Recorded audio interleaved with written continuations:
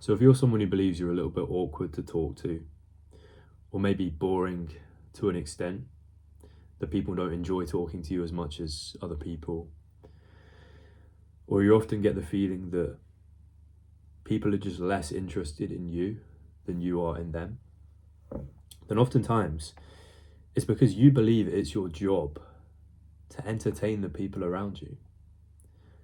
You look at conversations, social events, meeting new people from the perspective of the entertainer.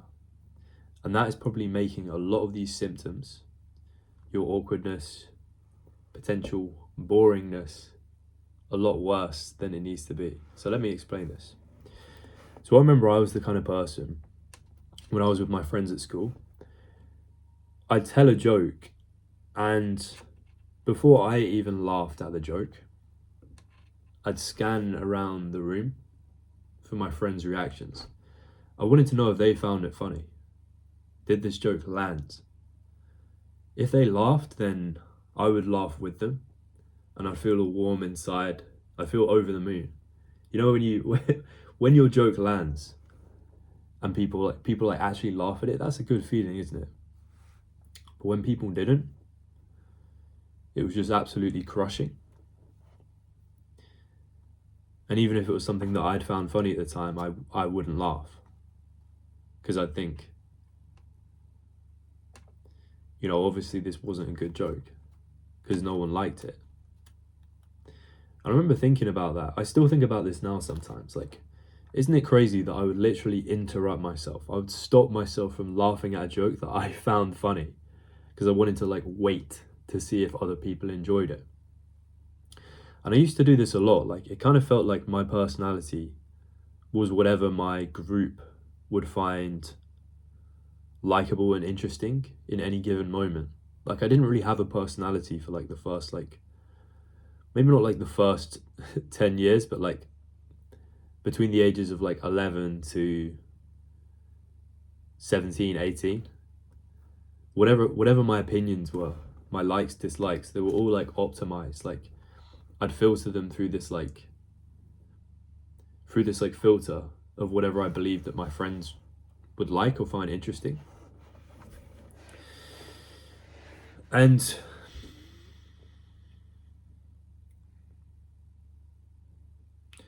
yeah, I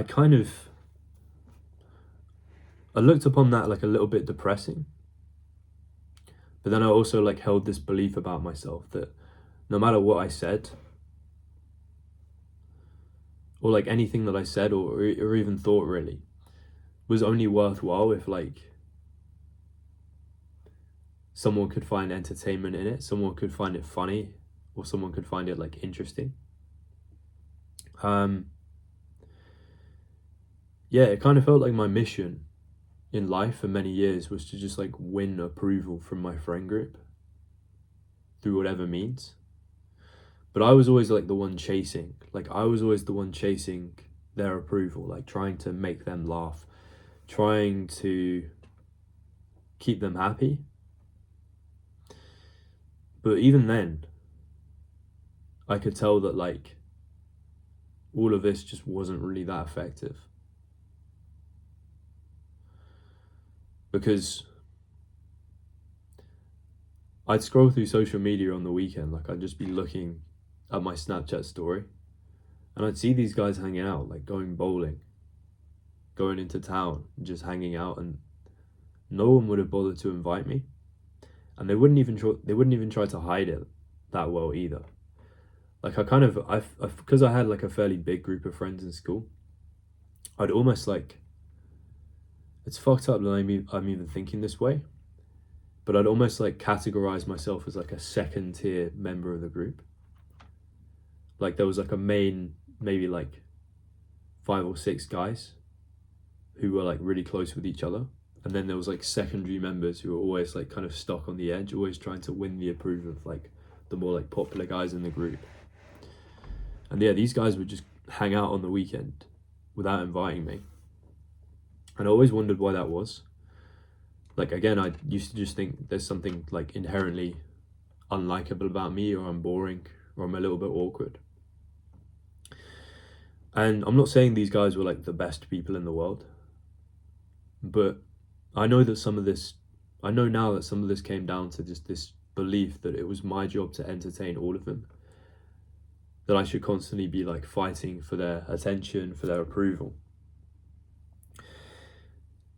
And that inevitably makes you come across as like needy without realizing. It comes across in everything you do.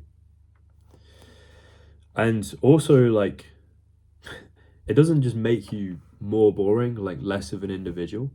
Like, you could say that because I wasn't willing to take any risks, they never like really saw the true me. They never really knew what I really like actually liked or disliked, what my core interests were, like who I really was. Some good learning that I've done. I actually realized that it makes you more boring on like a neurological level, having this belief that you've got to be like the entertainer. Neurologically, biologically, you become more boring. You're putting out like a boring energy into the world without you even like realizing. So basically, what we've got to understand is that a lot of this type of behavior, like, I know it kind of sounds like I'm hard on myself or maybe hard on the people watching this. A lot of this desire to like win approval comes from just avoiding pain, like being burnt in the past for showing yourself, like showing who you really were, whether that's through like sharing an opinion or sharing an interest. Like, I remember something that really sticks out to me is I was one of the only guys in my school who was interested in basketball. Basketball was something I got really passionate about. I started playing those NBA games. And how everyone felt about football in this country, like every teenage boy was mad on football, but I didn't really care about it at the time.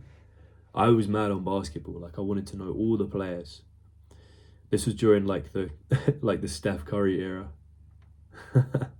And like, I was just really interested in like all the different players, all the different styles. And I tried to talk about this with my group of friends. I tried to share that passion that I had with them. And they just took the piss out of me. They just made fun of me. They made me like regret even opening my mouth. And that was really hard because I just wanted to share something which I was genuinely passionate about. And because of that, my nervous system, it learned that basically every time I share something about myself, that, you know, this is going to lead to pain. Not just that experience, but lots of experiences. So your nervous system is all about helping you like avoid danger and avoid pain. So anytime you experience pain, it basically trains itself to like do whatever it takes to not feel that pain again through like whatever unrelated action. So yeah, it comes from avoiding pain. We like start to filter our own opinions based on like what we believe the group likes. And I would literally stop myself from laughing at a joke that I found funny because I wanted to see if they found it funny first. Like, isn't that crazy? But yeah, basically whenever we're in this mode where like we're filtering ourselves, we're kind of like worried about the reaction we're going to get when we say things. That means we feel like we're in danger. It means we're in a state of fight or flight. Like, we believe there's some kind of danger, like there's some kind of negative consequence that could occur if I fuck this up.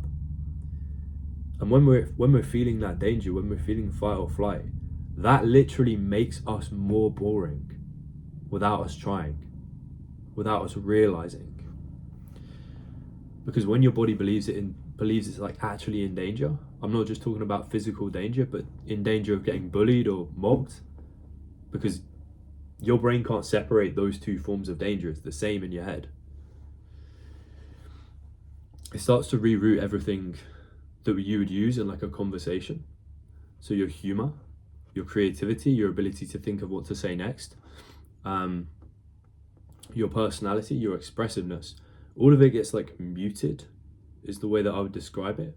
Because imagine your brain's only focusing on like the danger, on keeping yourself alive, not getting killed or eaten or whatever threat your brain believes it's in. So it reroutes like your personality to a different place and begins to just focus entirely on like keeping yourself alive. Like your nervous system under threat doesn't care about like you being funny or you know, you being like charismatic or whatever, or a good speaker. It only cares about keeping you alive. So know that, like, if anyone's ever told you you're like boring or a little bit weird, I'd take a solid bet that at the time that occurred, it was because you felt like there was some kind of danger there, some kind of danger to you like expressing your true self. So yeah, that makes you more boring, like scientifically, believing there's some kind of danger there. And I guess by filtering all our opinions and being that invested, we are reinforcing that there's danger there because we're working extra hard to keep everyone on our side. So I guess in terms of what we can do about this, the question that I asked myself, and this took some time, like I won't lie and said this is something I could have like come to naturally when I was in school, or that it would even have worked when I was in school. Leaving like the toxic environment of school really helped me. But the question I ask myself in situations like these, where it feels like I'm kind of performing, there's some kind of pressure on my shoulders to like say the right thing or whatever, I just ask myself, is this actually enjoyable for me? Like, am I honestly having a good time here? Because there's so many situations growing up where like a social situation was like more stressful than fun. Like, this is just stressing me the hell out. I'm not enjoying myself here. And I'm feeling like I've got to perform for whatever reason. And on a level though, it's like conversation in itself. I don't know if anyone like could define like what it's for, like beyond just communication. Is there a point to conversation? Because I think there is. I think it's to just have fun. It's just create memorable, fun experiences. So if I'm really like deeply stressed out and not enjoying myself, not having a single bit of fun when talking to this person, like what's the fun in even doing it? What's the fun in even partaking in this? And sometimes that's a natural consequence of just being around individuals who you know they're like not great people, and you're never going to truly feel safe opening up around them. So that's one issue. It's like escaping toxic people in your life. Like, I know that's easier said than done, but you'll never truly be able to like show who you really are unless you can feel safe, unless there's like the absence of danger. But again, going back to this entertainer's mindset that I had, I started to think like, what if I just stop trying to entertain other people, stop making that my mission, and consciously just try to entertain myself? Like, what would that even mean? What would that even look like? For me, it's like focusing on my own fun at all times. Again, what's the point of talking to this person if I'm not having a good time right now? In most situations, I just want to be having fun. I want to be enjoying my experience of life. So what can I do to make this moment more fun? How can I entertain myself? Some ways I do that, I'm just going to run through these quickly. It's like leaning into what I find funny. Going back to the start, there's plenty of times I tell a joke, or back in the day I would like stop myself from laughing, as crazy as that sounds. Now if I tell a joke, it's not because I'm looking for a reaction, it's because I really found it funny. I laugh at my own jokes all the time, man. It's being a bit more polarizing with your opinions, not faking like what you really think, but being unafraid to like share what you really think, why you feel a certain way about something, why you like something, or equally why you dislike something. Not in a disrespectful way. Again, not being cringe, trying to piss people off, but just going against like the group consensus sometimes. That's a skill you have to kind of practice and develop, but it's worth it. And also, yeah, just being more curious about life, because sometimes another aspect of the entertainer mindset is like we ask people a lot of questions that we don't really care about. Like, we want to be polite to people and ask them about what they do. What do you do for work? What did you study? When really, like, we don't really care. We don't really care about the answer, like, truth be told. Sometimes we're doing it out of fear because we're worried about not having anything to say.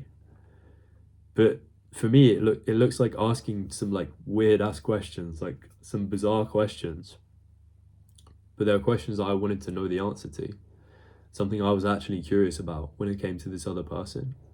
I'm not doing it because I have like any other agenda than me having fun. Like, I want to have fun and I want to share this fun with you.